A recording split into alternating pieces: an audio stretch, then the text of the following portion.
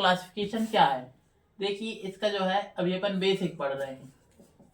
जो action words होते हैं या स्टेट को दिखाने वाले जो शब्द होते हैं उनको अपन कहते हैं वर्ब।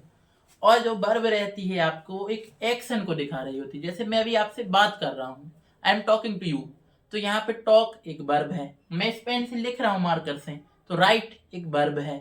तो वर्ब क्या होती है, बेसिकली एक्शन को दिखाती है।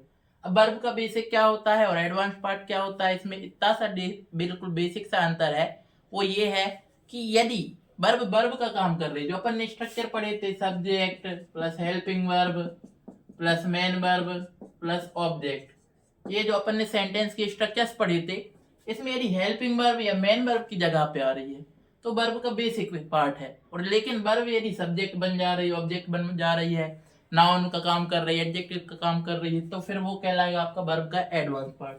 तो अभी हम देखेंगे वर्ब के बेसिक का क्लासिफिकेशन। देखिए वर्ब को दो तरीके से बांटा गया है। कितने तरीके से? दो। एक तो आपका जो है वर्ब बेसिक, दूसरा एडवांस। इसमें भी दो तरीके से बांटा है। एक तो आपकी जो है ऑक्सिलरी वर्ब, ऑक्सिलरी वर्ब्स यानी कि जो आपकी सहायक क्रियाएं होती हैं, जिसको अपन हेल्पिंग वर्ब भी बोलते हैं। दूसरी आपकी मेन वर्ब, मेन वर्ब।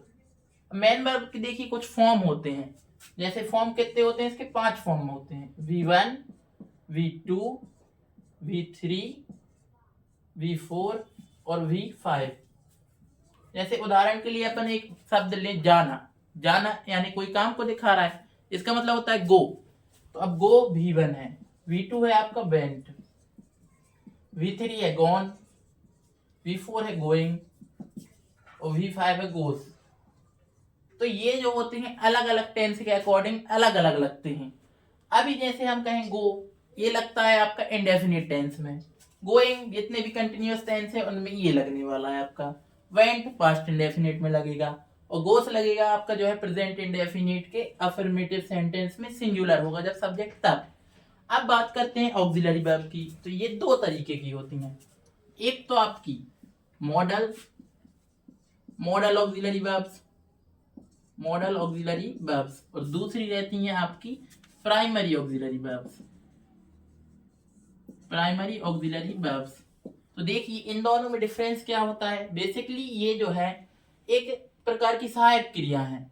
जैसे हमने कहा मॉडल ऑक्सिलरी वर्ब्स कौन कौन, जैसे can, could, may, might, must,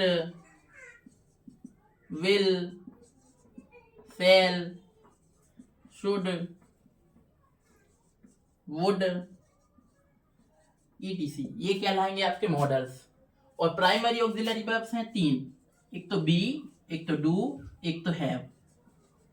तो होता क्या है इनमें, अंतर क्या है, देखिए मेन अंतर ये है कि ये जो है सेंटेंस में सिर्फ मेन वर्ब का काम कर सकती है। जो अपन ने स्ट्रक्चर देखा था, subject plus helping verb plus main verb plus object, ये सिर्फ मेन वर्ब की जगह आ सकती है, इस जगह आ सकती हैं।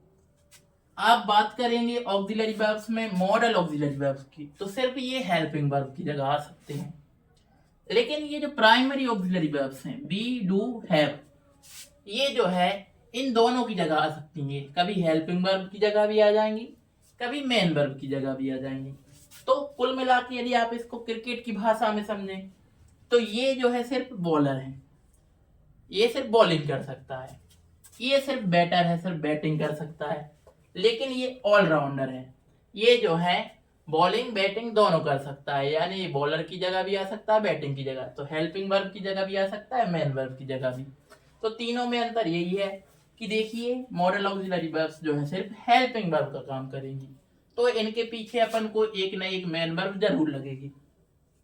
मेन वर्ब सिर्फ मेन वर्ब का काम करेंगी और प्राइमरी ऑक्सिलरी वर्ब जो हैं ये हेल्पिंग वर्ब और मेन वर्ब दोनों का काम करेंगी। अब कब कब दोनों का काम करेंगी, देखिए यदि इससे पहले कोई भी एक हेल्पिंग वर्ब आई है तो ये जो है क्या करेगी, एक मेन वर्ब का काम नहीं करेगी। लेकिन यदि वाक्य में सिर्फ यही बस हो तो वो मेन वर्ब का काम करेगी, ये हेल्पिंग वर्ब का काम फिर नहीं करेगी।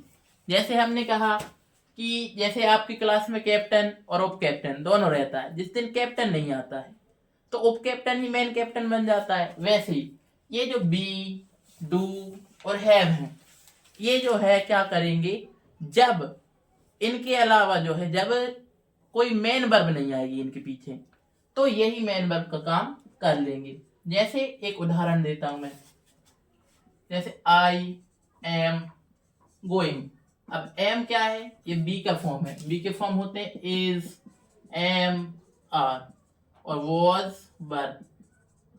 तो यहाँ पे आई एम गोइंग यानी मैं जा रहा हूं, तो ये आपका सब्जेक्ट है और गोइंग आपकी वर्ब आ गई है, तो ये मेन वर्ब है, तो फिर ये क्या है, हेल्पिंग वर्ब। लेकिन मैंने कहा आई एम अ टीचर। देखिए अब मैं हूं एक टीचर, तो यहाँ पे जो है एक इसके बाद में भी वन में आईएनजी वाली जो मेन वर्ब नहीं आई है, तो उस केस में यही मेन वर्ब होगी। तो ये जो बी, डू, हैव है, ये हेल्पिंग वर्ब और मेन वर्ब दोनों की तरह काम कर सकते हैं। और ये जो मॉडल्स होते हैं ये सिर्फ जो है हेल्पिंग वर्ब की तरह काम करते हैं। जैसे I can teach you, I can teach you यानी मैं तुम्हें पढ़ा सकता हूँ। तो यहाँ पे कैन एक हेल्पिंग वर्ब है, इसके बाद में एक मेन वर्ब आनी ही चाहिए, और वो भी कौन से फॉर्म में, V1 में। तो ये वो रहते हैं। और मेन वर्ब क्या होती है, ये सिर्फ मेन वर्ब की जगह पे आ सकती है।